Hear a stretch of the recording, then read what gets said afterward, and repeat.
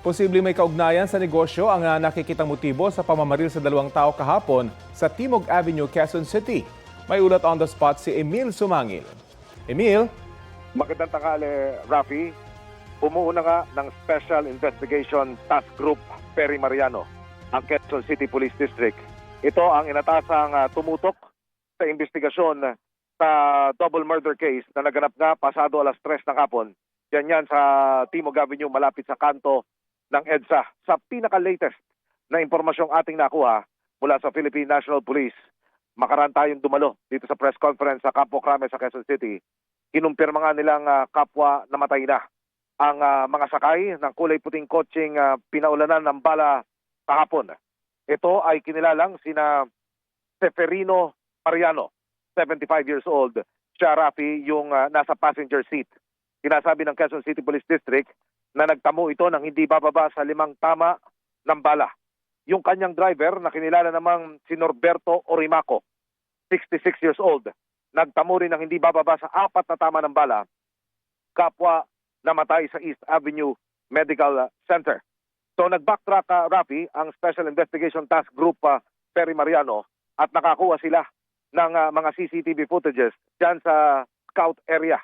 Lumilitaw na pagkatapos banatan ng gunman at ng kanyang kasabwat na driver ang mga biktima, lumabas ito ng EDSA. Doon naputol yung kuha ng amateur videographer na ibinigay sa ating kahapon. Pagkatapos na kumanan ng EDSA, kumanan ulit ito ng Kamuning at pumasok naman ng Scout Rallios.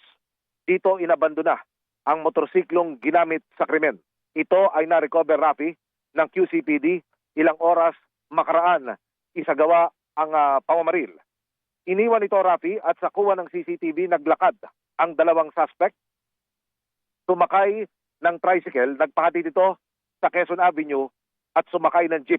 Iba na ang mga damit. Nagpalit na ito, Rafi, ng mga damit itong dalawang suspect. Iniwan kapwa nila yung helmet dito sa motorsiklo at kung saan nagpunta o anong ruta ng jeep na sinakyan ng mga suspect, ito ay hindi muna dinivulge ng Quezon City Police District dahil patuloy ang isinasagawang manhunt operation. Tinanong natin, Rafi, kung ano ang posibleng motibo sa krimen.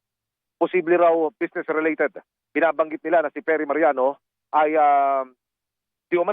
may kinalaman sa operasyon ng ilang mga business establishment dyan sa Quezon City at yon ang isa sa mga tinitignan nilang anggulo o yung motibo dito nga sa pamamaril.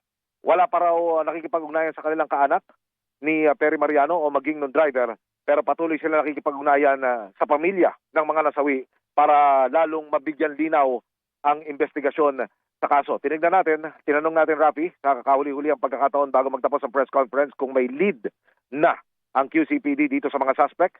Hindi nila ito takasang sinagot ko meron, pero magkakaroon daw sila ng development o ng magbibrief sila muli para magbigay ng update dito sa investigasyon sa lalong madaling panahon.